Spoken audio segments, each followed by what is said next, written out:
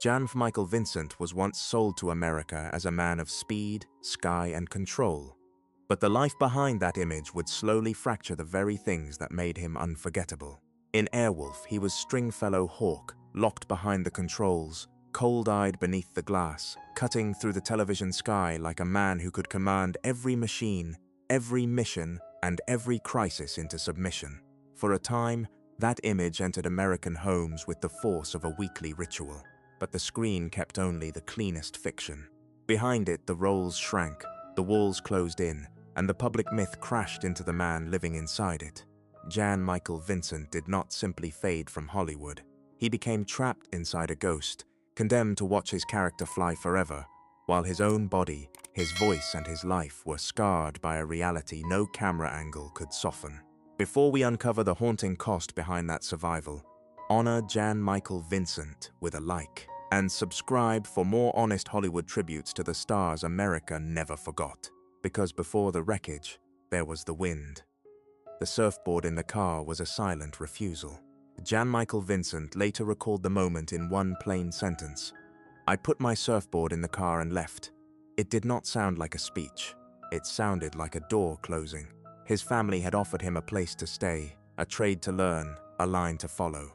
For Jan Michael Vincent, that may have been the first thing he knew how to reject. He was not leaving a melodrama of obvious ruin. He was leaving something quieter, and in some ways harder to explain. A fixed life that asked him to stand still when everything in him wanted motion. He was born on July 15, 1944, in Denver, Colorado, though the emotional geography of his early life belonged more to California. Jan Michael Vincent grew up mostly in Hanford, far from the glamour that would later attach itself to his name. His family worked in signage and outdoor advertising. His father, Lloyd Whiteley Vincent, had served in World War II before becoming a sign painter, a job built from steady hands, measured distance, and words meant to be seen from the road. In that house, work had shape, expectation had direction. A family business waited with its own kind of gravity. But Jan Michael Vincent did not seem built for a life measured by straight lines and fixed signs. Ventura College gave him one direction. Mexico became another stop. The California National Guard added discipline. But discipline passed through his life without ever becoming a home. Before studios, contracts, and close-ups, surfing gave him his first image of freedom. The body leaning into water, sun on the shoulders, eyes trained on the horizon. Out there, no one needed to explain where he was going. Movement did the speaking. That early physical language mattered. Long before Hollywood shaped him into an image of masculine silence, Jan Michael Vincent had already learned how to look natural in motion. He grew up with a restlessness that was not yet tragic.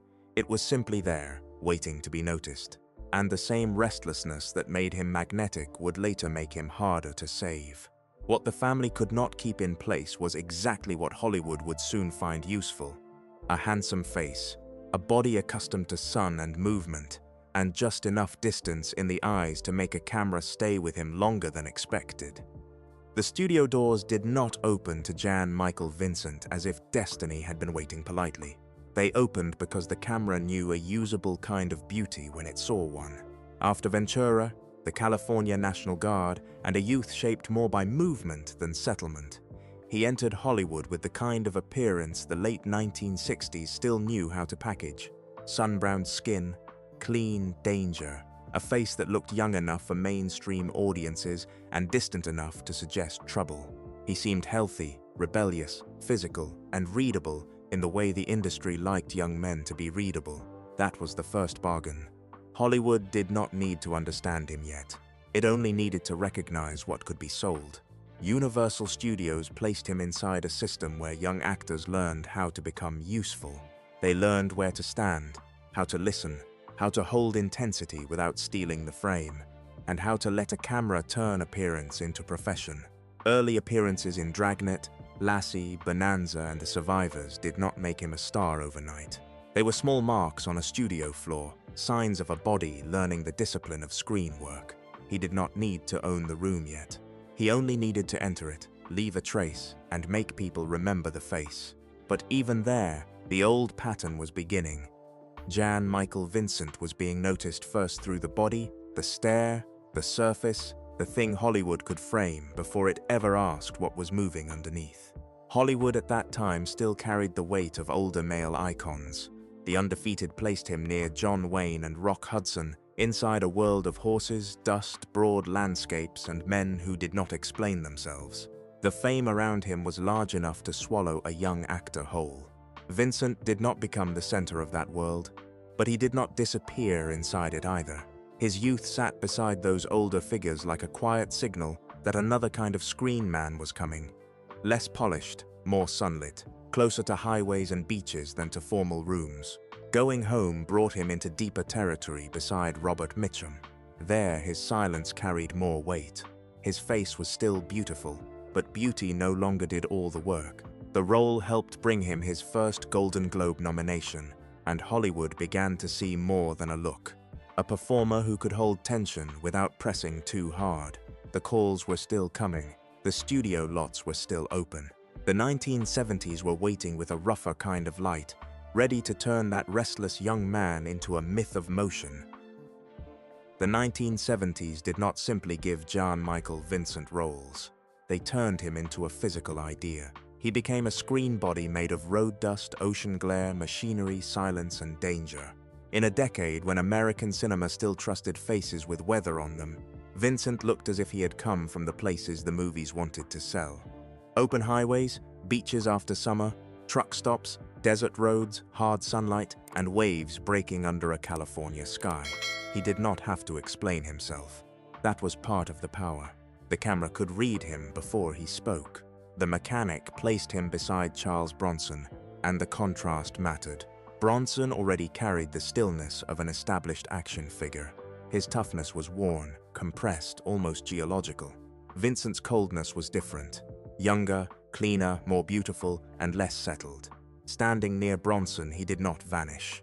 He looked like a new version of the same American fantasy, the young man who could be quiet, dangerous, and desirable without asking the audience for sympathy. Hollywood understood that image quickly. It did not need to explain him. It only needed to place him in motion. Across the decade, other films kept testing variations of that same promise. Comedy, romance, roads, horses, machines, heat, endurance. Seen together, they matter less as separate credits than as a pattern. Again and again, Jan Michael Vincent was placed where the body had to meet the world directly. Behind a wheel, under sun, near danger, in landscapes where speech felt secondary. That was his gift in the 1970s. He did not need to overstate masculinity. He carried it physically through posture, skin, silence, and distance. But the gift already contained a demand. A young actor did not have to explain his wounds if he looked as if he had already survived a few. He did not have to confess loneliness if the camera could find it in his eyes. Hollywood could sell that kind of man easily because it asked so little of the audience and so much of the actor. It wanted him young, controlled, beautiful in motion, and emotionally unreachable. The image worked because it looked effortless. That was also the trap. Big Wednesday gave that presence its most personal shape. John Milius did not need Jan Michael Vincent to pretend he belonged near the ocean. Vincent had already belonged there. His surfing years were in his shoulders, in the way he held his body, in the way his eyes moved toward a horizon. As Matt Johnson, he was not wearing the costume of a California surfer. He seemed to bring the lost weather of that world into the frame. Milius once said of Big Wednesday, "It's about friendship. Surfing is just the background." That sentence fits because the waves are never only waves. They hold youth, male friendship, Vietnam, aging, and the quiet end of a California that could not last. For older viewers, the film still carries the ache of a beach after the crowd has gone. A group of friends already moving towards separation, and a kind of young manhood built more from body and silence than confession. By the end of the decade, Jan Michael Vincent was still in the light. He had not become the undisputed movie star some might have expected, but he had become something deeply recognizable. A man the camera associated with motion, heat, speed, and distance. The 1970s gave him the ground beneath his myth. It gave him the road, the ocean, the machines, and the silence. But it also gave him an image that demanded youth, control, physical ease, and a kind of effortless masculinity no human body can promise forever. The 1980s would lift that myth into the sky, where it would become clearer, colder, and much harder to escape. The black helicopter appeared on CBS's screen like a block of metal rising out of the anxieties of the Cold War era. It did not behave like an ordinary machine in the memory of 1980s American television. It looked like a national secret, hidden in shadow, built for a sky that always seemed tense. When Airwolf rose into frame, the living room grew quieter. The sound, the metal, the speed, the cold design, and the pounding theme all carried the fantasy of control. Jan Michael Vincent sat at the center of that fantasy, with an almost motionless face. As Stringfellow Hawke, he needed few words. Hawke was distant, precise, wounded without explaining the wound, and alone in a way television could make beautiful. He played the cello.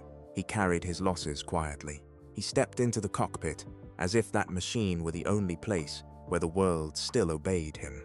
The role fit Vincent so closely that it almost seemed assembled from everything Hollywood had been building around him for more than a decade.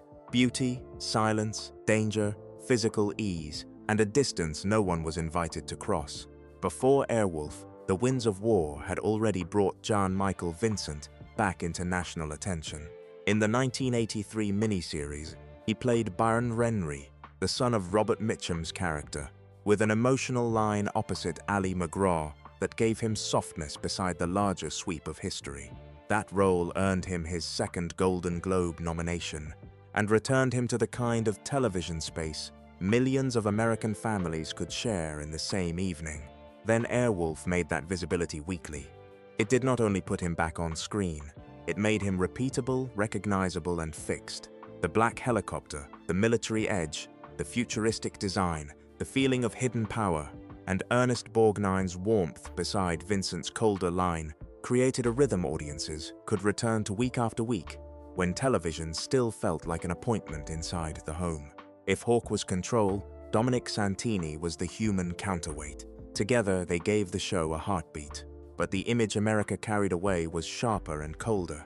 The jacket, the stare, the cockpit, the silence, and the machine fused into one public myth. That peak was also the cage. Airwolf gave Jan Michael Vincent the cleanest image of his career, and that was exactly what made it dangerous. Stringfellow Hawke could remain cold, silent, wounded, and perfectly controlled because television allowed him to stay that way. Every week, Hawke could return to the cockpit untouched.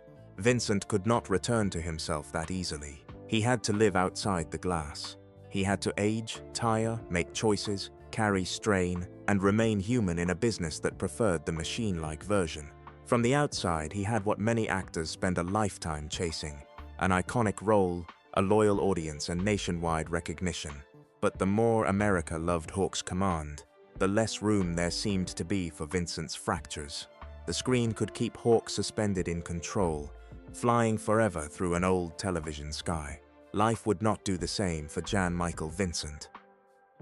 The set lights did not go out all at once. That would have been easier to understand. After Airwolf, Jan Michael Vincent did not leave the screen in one dramatic disappearance.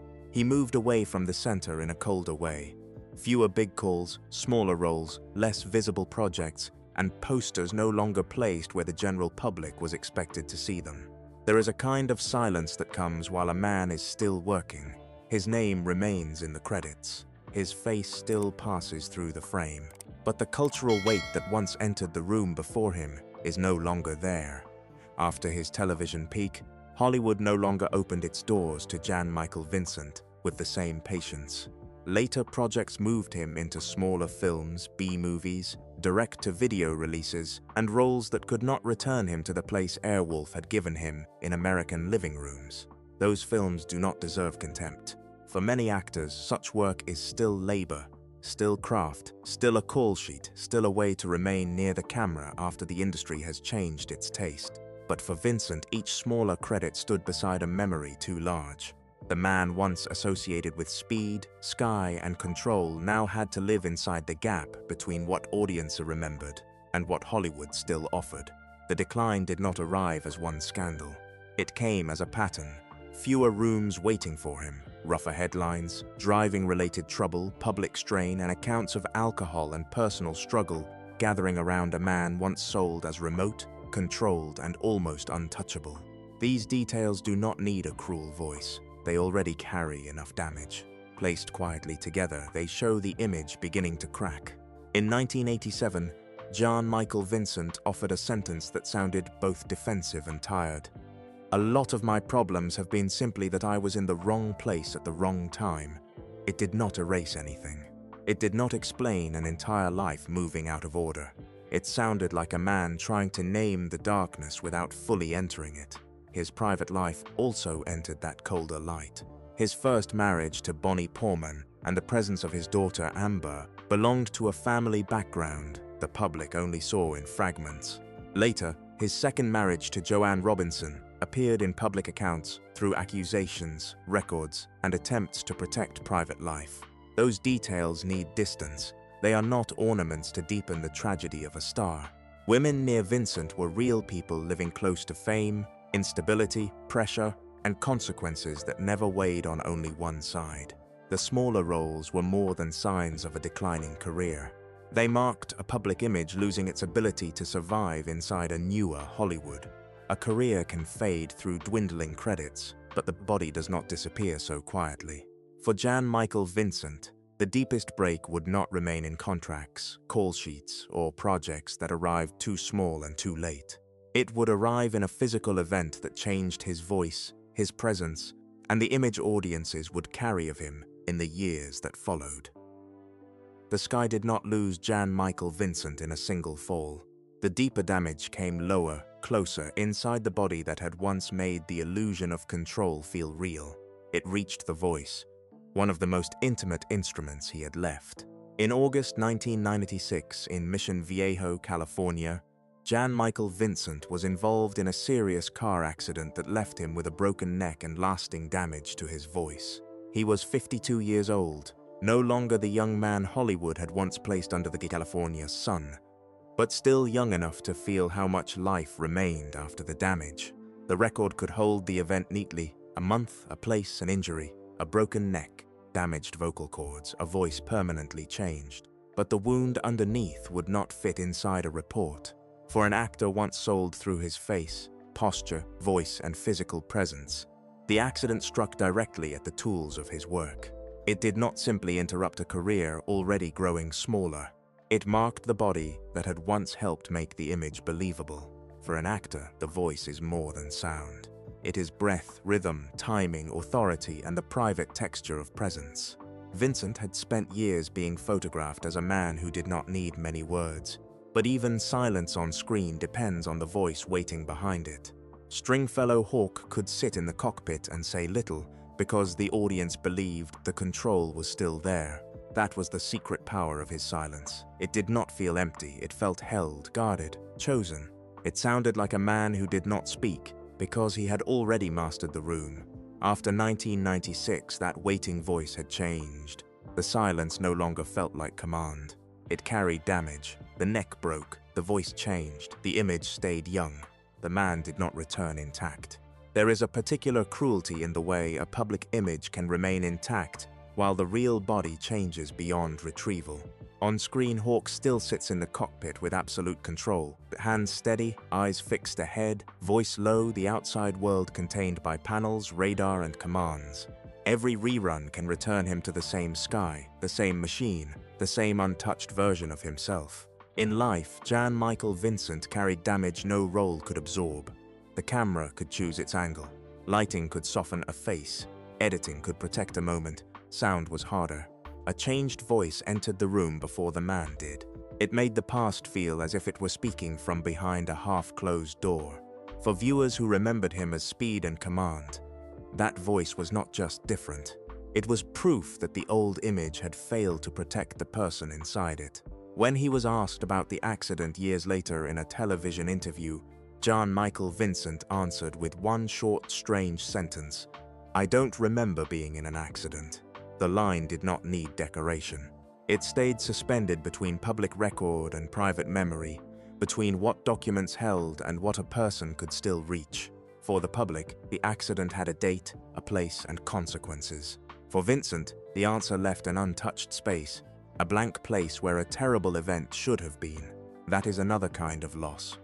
When the world remembers the wound more clearly than the wounded man can, it is one thing to carry scars. It is another to have strangers arrange the story of those scars while your own memory stands at the edge of the room, unable to enter. After Mission Viejo, Jan Michael Vincent was no longer only an actor whose career had narrowed. He was a man carrying the physical marks of years outside the protection of the spotlight. Old posters still held him young, handsome, cold, and untouchable. Old episodes still let Hawke fly as if time had no authority over him.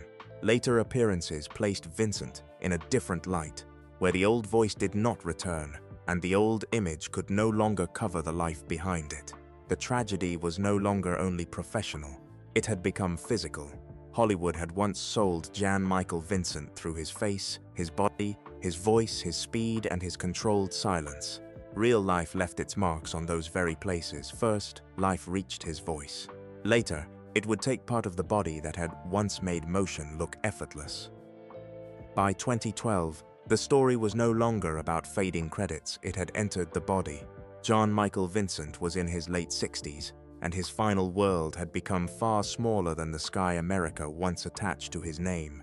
He lived more privately then, far from red carpets, filming schedules, and the prime-time spotlight that had turned a tanned face into a shared American memory.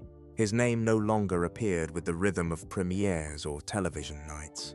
It surfaced in late interviews, brief news items, public records, and photographs that made people stop for a moment, not because they had forgotten him, but because they were trying to reconcile two men at once, the young figure still flying in memory, and the older man life had left behind. That pause was part of the sadness. America still knew who he had been. It was less prepared to look steadily at what time, illness, and damage had done to him. First, life reached his voice. Later, it took part of the body that had once made motion look effortless. In 2012, Jan Michael Vincent lost part of his right leg after complications from peripheral artery disease, a vascular illness that quietly restricts blood flow inside the body. There was no cinematic shape to that sentence, no cockpit, no highway, no wave, no machine answering his command. Just circulation, pain, tissue, limitation, and the cold fact of a body no longer able to protect the myth built around it. For a man once remembered through surfing, action roles, cars, highways, speed, and the television sky, the loss carried a brutal weight. Hollywood had sold him as movement. The sea had given him movement. The road had given him movement. Airwolf had lifted that movement into the air. And then, late in life, motion itself became the place where the story hurt most. That was the final cruelty of the image. Old episodes could still let Stringfellow Hawke climb into the cockpit with steady hands and a face untouched by time. Old posters could still hold Jan Michael Vincent young, handsome, silent, and controlled. But the man outside the frame had to live where reruns could not reach. After the voice changed, the body carried the heavier limit. The same body once read by cameras as sun, strength, danger, and masculine silence now had to move through a world of medical consequence, reduced distance dependence, and private effort no publicity photograph could soften. This was not just decline. It was the slow reversal of everything Hollywood had once used to make him desirable. The face remained in memory. The flight jacket remained in memory. The black helicopter remained in memory. But life had gone where memory could not protect him. When Jan Michael Vincent died on February 10, 2019, in Asheville, North Carolina, from cardiac arrest, he was 74. The news did not immediately arrive as a national thunderclap. Nearly a month passed before many people learned widely that he was gone. That delay created an image sadder than any headline. A man who had once entered American living rooms through primetime televisions, leaving the world in a quiet so long it almost seemed to continue after death. When the news finally spread, the reaction carried a strange mixture of shock and recognition. Entertainment outlets remembered Airwolf, Big Wednesday, The Face, The Cockpit, the wild promise of a career that had once seemed built for altitude. Fans remembered the theme music, the black helicopter, the cool pilot they had watched from couches and living rooms decades earlier. But beneath many of those memories was something more fragile. The realization that the man behind the machine had been gone from the center for a long time before the world was ready to say goodbye. There is a particular loneliness in that kind of ending, not because fame is owed to anyone forever, but because the distance between who America remembered and how quietly he disappeared had become almost unbearable. The old image remains cleaner than the life that followed it. Jan-Michael Vincent is still there in the glow of television memory, young, distant, cold-eyed, crossing an old American sky in a machine that never has to age. Hollywood knew what to keep. It kept the face, the stare, the jacket, the helicopter, the beautiful illusion of control. It had less room for the man who aged outside that frame, who carried public strain, illness, injury, silence, and years no camera angle could repair. But a human life is not required to remain as clean as the image that made it famous. The image belongs to television memory. The life with all its damage belonged to him, and maybe that is the only honest way to remember Jan-Michael Vincent. Not by pretending the wreckage was not there, and not by letting the wreckage erase the wind that came before it. He was not only the broken man in late photographs. He was not only the young pilot America kept frozen in the sky. He was a restless son, a surfer, a working actor, a flawed man, a damaged man, and for a time an unforgettable presence who made silence feel like speed. If one moment of Jan-Michael Vincent still remains in your memory, leave it below. Not for the wreckage, but for the man behind the machine. Like this video, subscribe to Hollywood Faded, and stay with us for more quiet Hollywood retrospectives told with respect for the life behind the image. The screen goes dark, but somewhere that black helicopter is still crossing an old American sky.